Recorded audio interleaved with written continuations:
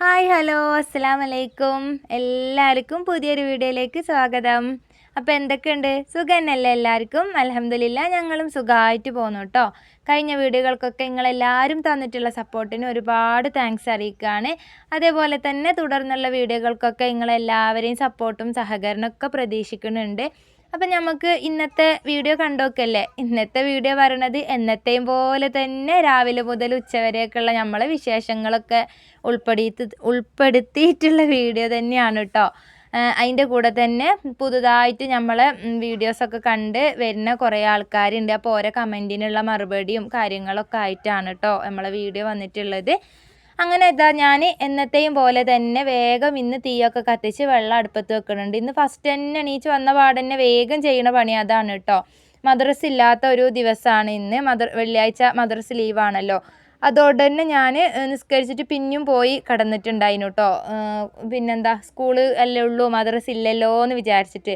അപ്പോൾ ആ ഒരു കിടത്തം ചിലപ്പോൾ നമ്മളെ പണികളും കാര്യങ്ങളൊക്കെ തീരാൻ നേരം വൈകും. പിന്നെ ഒരു ഓട്ടപ്പാച്ചിലേക്കും. ഞാൻ സാധാരണ അങ്ങനെ കിടക്കലൊന്നുമില്ല. പക്ഷേ ഇന്ന് എന്തോ നിസ്കരിച്ചിട്ട് വെറുതെ അങ്ങനെ അവിടെ പോയി കിടന്നു. ഉറങ്ങിയിട്ടൊന്നും ഉണ്ടായിരുന്നില്ല. ഫോൺ നോക്കിയിട്ട് കുറച്ച് നേരം അങ്ങനെ ഇരുന്നിട്ടുണ്ടായിന് കേട്ടോ.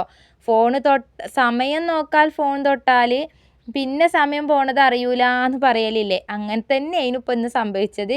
എന്തായാലും ഫോണൊക്കെ അവിടെ എടുത്തു വെച്ചിട്ടുണ്ട്. എന്നിട്ട് ഇപ്പോൾ അതാ നേരെ ഞാൻ എൻ്റെ പണികൾ അങ്ങോട്ട് തുടങ്ങിയിട്ടുണ്ട്. കുട്ടികൾക്ക് ഇനിയിപ്പോൾ സ്കൂളിലേക്ക് പോകാനാകുമ്പോഴത്തേക്കും ബാക്കിയുള്ള പരിപാടികളൊക്കെ ചെയ്യണമല്ലോ. അങ്ങനെ ഇതാ വേഗം തീയൊക്കെ കത്തിച്ച് വെള്ളമൊക്കെ ഒന്ന് അടുപ്പത്ത് വെച്ചാണ്. പിന്നെ ഗ്യാസുമ്മേ ഞാൻ ചായക്കുള്ള വെള്ളം വെച്ചിട്ടുണ്ടായിരുന്നു. അപ്പോൾ അതൊന്ന് തിളച്ചിട്ട് അതിലേക്ക് ഇതാ പൊടിയൊക്കെ ഒന്ന് ഇട്ട് കൊടുക്കുന്നുണ്ട് കേട്ടോ.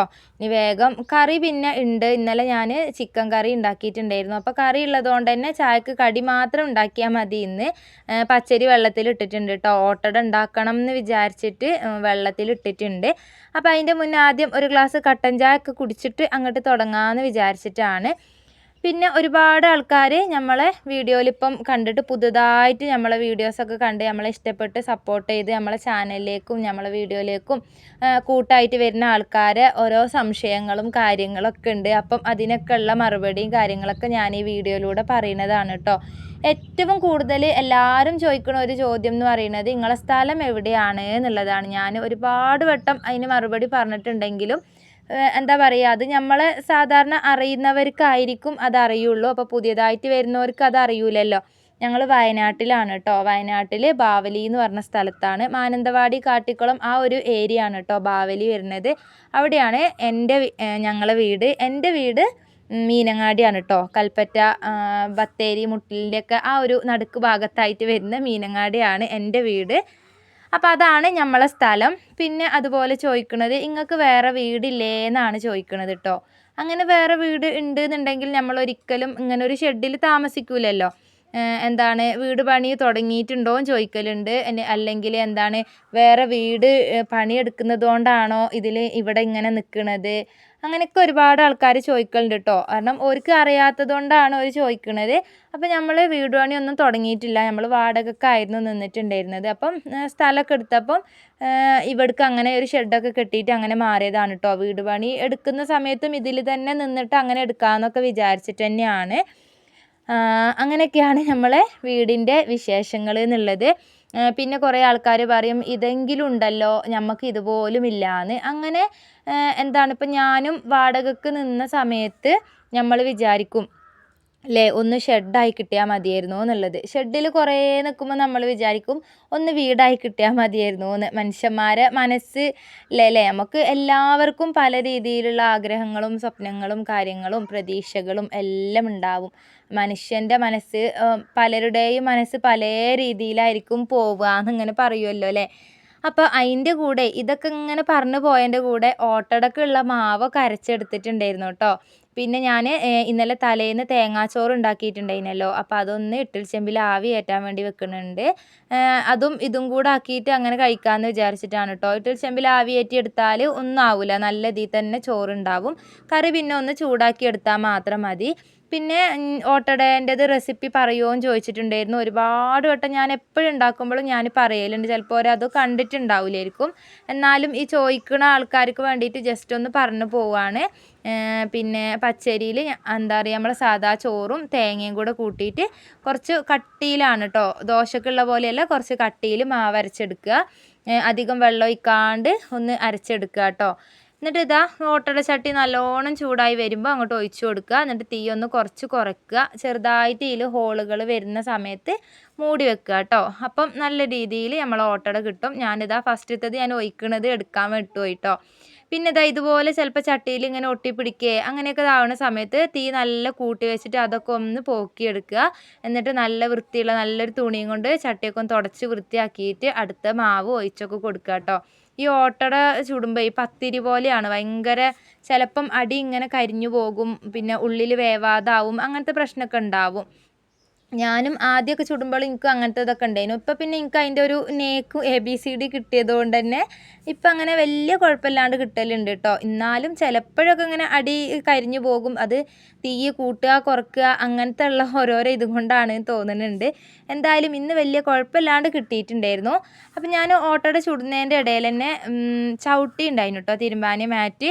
അപ്പം അതൊക്കെ ഒന്ന് മെഷീനിൽ ഇട്ട് കൊടുത്തതാണ്. ഞാൻ ആദ്യം ഈ ചവിട്ടി ഇതൊന്നും ഞാൻ മെഷീനിൽ ഇടലില്ലേനു കേട്ടോ. ഒക്കെ ഞാൻ കല്ലുമ്മലി സോപ്പ് പൊടി പൊതിർത്തിയിട്ട് കല്ലിൽ തന്നെയായിരുന്നു അലക്കലുണ്ടായിരുന്നത്.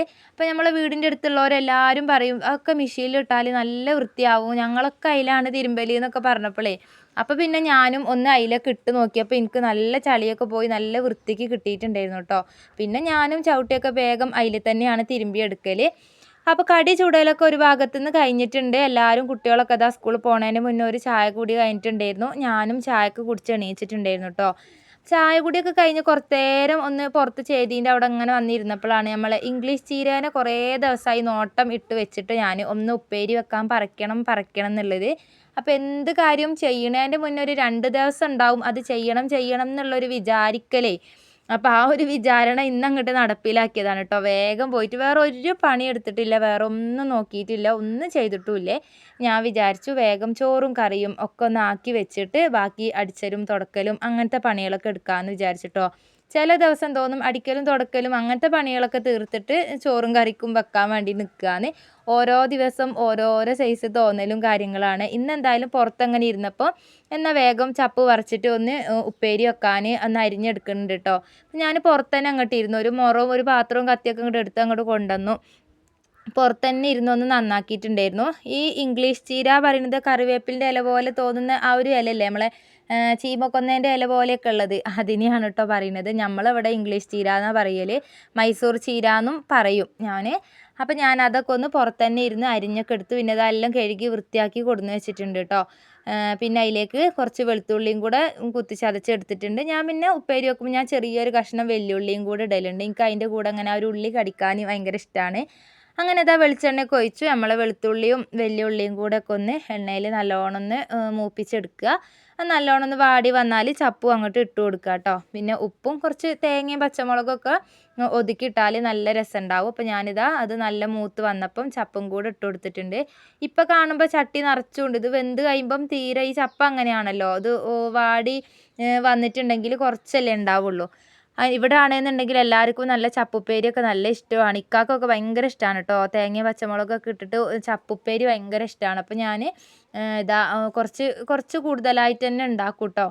രാത്രിക്കേക്കും കൂടെ വേണമല്ലോ, ഉച്ചക്കും രാത്രിക്കേക്കും കൂടെ വേണമല്ലോ, കാരണം 2 നേരത്തേക്കും ഒപ്പരാണല്ലോ ഉണ്ടാക്കൽ. അങ്ങനെ ഇതാട്ടോ അതൊക്കെ ഒന്ന് വാടി ഞാൻ അതിലേക്ക് തേങ്ങയും പച്ചമുളകൊക്കെ ഒന്ന് ഒതുക്കി ഇട്ടിട്ടുണ്ടായിരുന്നു. എന്നിട്ട് അതിതാ അതിലിട്ട് കൊടുത്ത് നമ്മൾ ഉപ്പേരി അവിടെ സെറ്റാക്കിയിട്ടുണ്ട് കേട്ടോ.